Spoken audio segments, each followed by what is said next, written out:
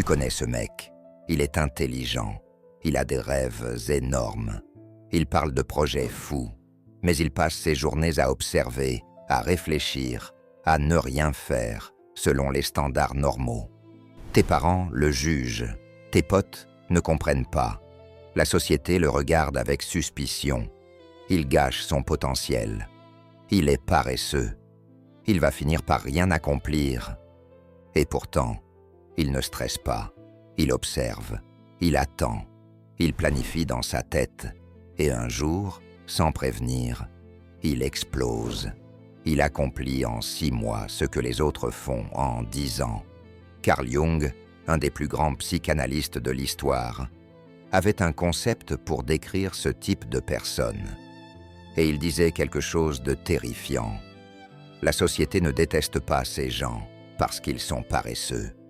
Elle les déteste parce qu'ils sont dangereux. Pas dangereux physiquement, dangereux pour l'ordre établi, dangereux pour le système, dangereux parce qu'ils ne jouent pas selon les règles. Dans cette vidéo, on va plonger dans cette idée. Pourquoi l'homme ambitieux mais apparemment fainéant fait peur? Pourquoi la société essaye de le briser?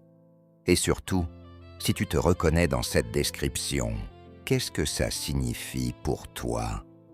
Avant qu'on commence, like cette vidéo maintenant. Parce que ce que tu vas entendre va probablement te faire questionner tout ce qu'on t'a dit sur le travail, le succès et l'ambition. Et tu vas vouloir la retrouver. Allez, on y va. Commençons par Carl Jung. Parce qu'il faut comprendre qui était ce mec pour saisir pourquoi son analyse est si puissante. Jung, début 1900, Suisse, psychanalyste. Il travaille avec Freud au début, puis il se sépare parce que Jung voit l'esprit humain différemment. Pour lui, on n'est pas juste des pulsions sexuelles refoulées, on est des archétypes, des symboles, des énergies contradictoires qui cohabitent. Et parmi ces archétypes, il en identifie un qui fascine et terrifie. L'homme qui possède une ambition féroce, mais qui refuse le jeu social normal. Celui qui n'entre pas dans la machine, qui observe de loin, qui semble inactif, mais qui est en réalité en train de tout calculer. Jung l'appelle pas exactement « the lazy ambitious man » dans ses textes, mais le concept est là. Il parle de l'individuation, du processus où quelqu'un refuse de se conformer aux attentes collectives pour suivre son propre chemin. Et ça fait peur. Pourquoi? Parce que la société fonctionne sur la prévisibilité, sur le fait que tout le monde joue selon les mêmes règles. Tu vas à l'école, tu trouves un job, tu te maries, tu achètes une maison, tu travailles 40 ans, tu prends ta retraite, tu meurs. C'est le contrat social. Et si tout le monde le suit, le système est stable. Mais si quelqu'un dit « non, merci, je vais observer un peu, réfléchir, faire les choses à ma manière », le système panique. Parce que si toi tu peux sortir, peut-être que d'autres vont réaliser qu'ils peuvent sortir aussi. Et si tout le monde sort, le système s'effondre. Alors la société fait ce qu'elle fait toujours, avec ceux qui ne rentrent pas dans le moule. Elle les attaque, pas physiquement, psychologiquement, avec la culpabilité, la honte, le jugement. Tu es paresseux, tu vas finir pauvre, réveille-toi. Et voilà le piège, parce que ces jugements ne viennent pas d'un endroit objectif. Ils viennent de la peur collective que ton non-conformisme représente. Alors qu'est-ce que c'est exactement, cet homme ambitieux mais fainéant? Clarifions. Ce n'est pas quelqu'un qui ne veut rien faire. Ce n'est pas quelqu'un sans rêve, sans objectif, sans discipline. C'est quelqu'un qui refuse le hustle performatif, qui refuse de bouger juste pour montrer qu'il bouge, qui comprend que l'action stupide est pire que l'inaction intelligente. Pense à un lion. Le lion dort 20 heures par jour. Il observe, il attend. Et quand le moment est bon, il chasse, efficace, brutal. Puis il retourne dormir. Est-ce que le lion est paresseux? Ou est-ce qu'il comprend l'économie de l'énergie? L'homme ambitieux mais apparemment fainéant fait pareil. Il n'est pas inactif dans sa tête. Il est hyperactif mentalement. Il observe les patterns. Il étudie les gens. Il comprend les systèmes. Il planifie ses moves. Mais de l'extérieur, on dirait qu'il ne fait rien. Parce qu'il ne performe pas son activité. Il ne poste pas sur LinkedIn, jour 47 de mon grind. Il ne fait pas de story, 5 heures du matin, on y va. Il ne crie pas au monde qu'il travaille dur. Il travaille dans le silence, dans la réflexion, dans l'attente stratégique. Et ça, la société moderne ne comprend pas, parce qu'on vit dans l'ère de la performance visible. Si tu ne montres pas que tu travailles, tu ne travailles pas. Si tu ne grines pas publiquement, tu es paresseux. Mais Jung dirait non. Celui qui observe en silence est souvent celui qui voit le plus clairement. Et c'est exactement pour ça qu'il fait peur. Parlons maintenant de pourquoi, spécifiquement, ce type de personne terrifie le système. Première raison, il ne peut pas être contrôlé par les mécanismes sociaux normaux. La société contrôle les gens avec 3 leviers: l'approbation, la peur de l'échec et la compétition. Tu veux être aimé, alors rentre dans le moule. Tu as peur d'échouer, alors suis le chemin sûr. Tu veux gagner contre les autres, alors participe à la course. Mais l'homme ambitieux mais fainéant, il se fout de ton approbation. Il n'a pas peur d'échouer, parce qu'il ne se compare pas aux autres selon tes métriques. Et il ne participe pas à ta course parce qu'il joue un jeu différent. Comment tu contrôles quelqu'un qui ne veut pas ce que tu offres? Tu ne peux pas. Et ça, c'est terrifiant pour ceux qui sont investis dans le maintien du système, les employeurs, les parents, les institutions, parce qu'ils perdent leur pouvoir. Deuxième raison, il expose l'absurdité du jeu. Quand quelqu'un refuse de jouer et réussit quand même, ça force les autres à questionner. Attends, pourquoi moi je me tue à la tâche si lui il peut réussir en faisant moins? C'est comme un élève qui étudie 2 heures et a 18 sur 20, pendant que toi tu étudies 10 heures pour 14 sur 20. Ça te force à réaliser que peut-être, juste peut-être, tu fais quelque chose de mal. Et les gens détestent réaliser qu'ils ont gaspillé du temps, de l'énergie, de la vie, sur une stratégie inefficace. Alors au lieu de remettre en question leur approche, ils attaquent celui qui leur montre qu'une autre voie existe. Il triche. Il a eu de la chance. Il va payer plus tard. Ça ne peut pas durer. Mais au fond, c'est juste de la projection, de la jalousie déguisée en préoccupation morale. Troisième raison, il représente la liberté authentique. Et la liberté authentique est la chose la plus menaçante qui existe pour un système basé sur la conformité. Parce que si toi tu es vraiment libre, si tu ne dépends pas de l'approbation, du salaire stable, du statut social, alors tu ne peux pas être menacé, tu ne peux pas être acheté, tu ne peux pas être manipulé. Et ça, c'est du pouvoir pur, un pouvoir que très peu de gens possèdent. Jung le savait. Il a vécu ça lui-même. Quand il s'est séparé de Freud, toute la communauté psychanalytique l'a rejeté. Il a perdu sa réputation, ses connexions, ses patients, mais il a continué, dans le silence, dans ses recherches, dans son propre chemin. Et aujourd'hui, on se souvient de Jung autant, sinon plus, que de Freud. Maintenant, soyons clairs, parce qu'il y a une différence énorme entre l'homme ambitieux, mais stratégiquement fainéant, et le mec qui est juste paresseux et se raconte des histoires. Tu peux pas juste rien faire, scroller TikTok 8 heures par jour et te dire « Je suis comme Jung, j'observe ». Non, tu es juste paresseux. Point. La différence est dans l'intention et dans l'activité mentale. L'homme ambitieux mais fainéant, il lit constamment, il étudie, il apprend, il observe les gens, les patterns, les systèmes, il planifie mentalement, il visualise, il stratégise, il attend le bon moment pour agir avec maximum d'impact. Il conserve son énergie pour les moments qui comptent vraiment. Le mec juste paresseux. Il évite l'inconfort. Il procrastine. Il consomme du divertissement passif sans absorption. Il ne planifie rien. Il réagit.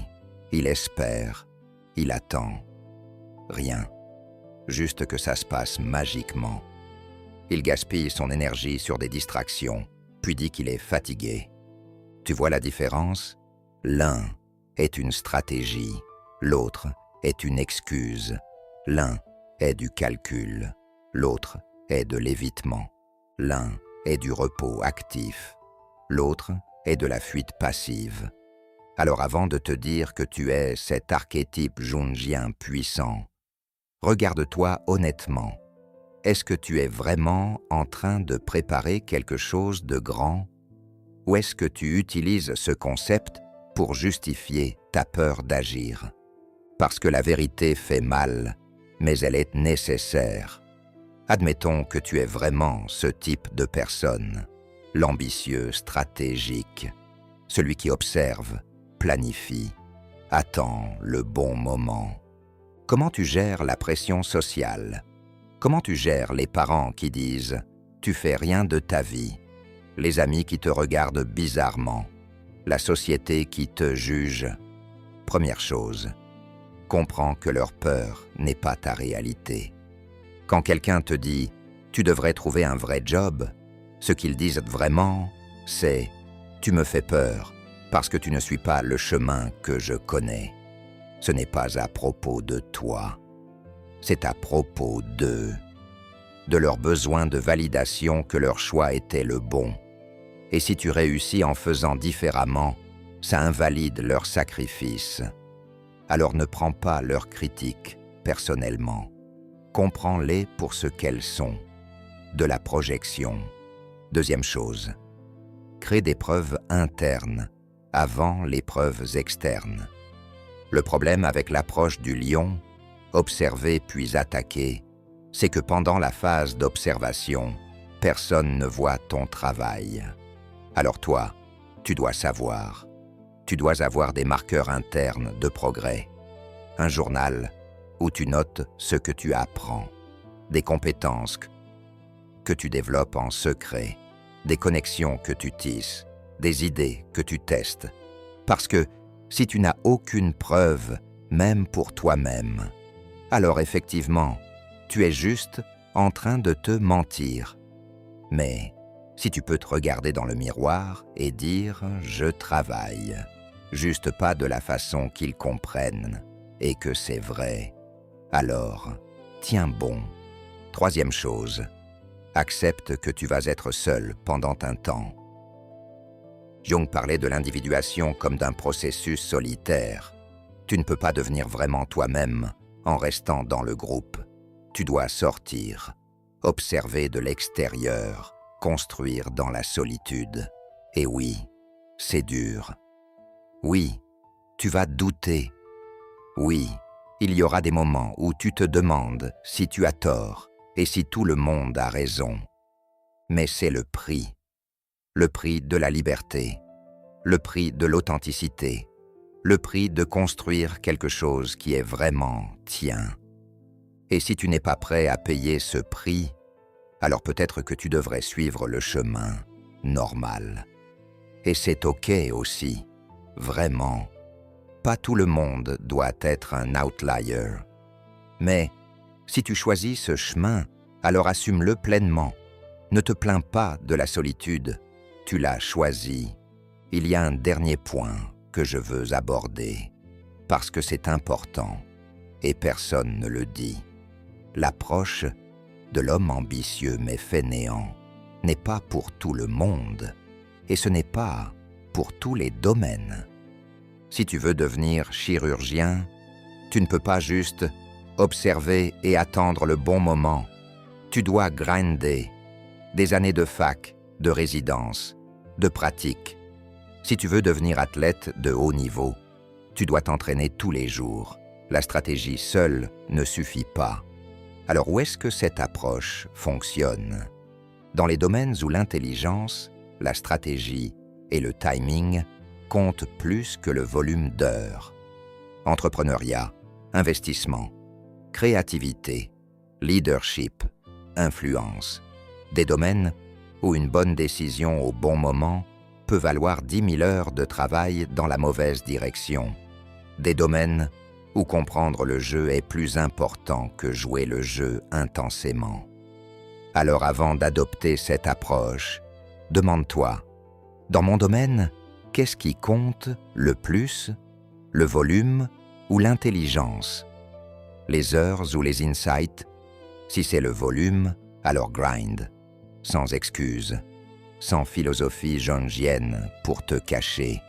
Mais si c'est l'intelligence, alors oui, prends le temps d'observer, de comprendre, d'attendre ton moment.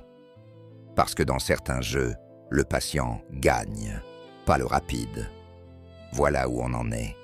Carl Jung, il y a 100 ans, a identifié un archétype qui existe toujours aujourd'hui. L'homme qui a de l'ambition, mais qui refuse de performer son activité selon les standards sociaux. Et la société le craint, parce qu'il ne peut pas être contrôlé, parce qu'il expose l'absurdité du système, parce qu'il représente une liberté que la plupart des gens n'osent pas poursuivre. Mais voici la question finale. La seule qui compte, vraiment, es-tu vraiment cet archétype ou est-ce que tu utilises ce concept pour justifier ta procrastination? Parce que la ligne est fine, très fine, et seul toi connais la vérité. Si tu es vraiment en train d'observer, de planifier, de préparer quelque chose de grand, alors continue, ignore les critiques, construis dans le silence, et quand le moment sera bon, frappe. Mais si tu te mens à toi-même, si tu évites juste l'inconfort et tu te racontes une histoire philosophique, alors arrête, aujourd'hui, parce que tu gaspilles le temps le plus précieux que tu as, ta jeunesse.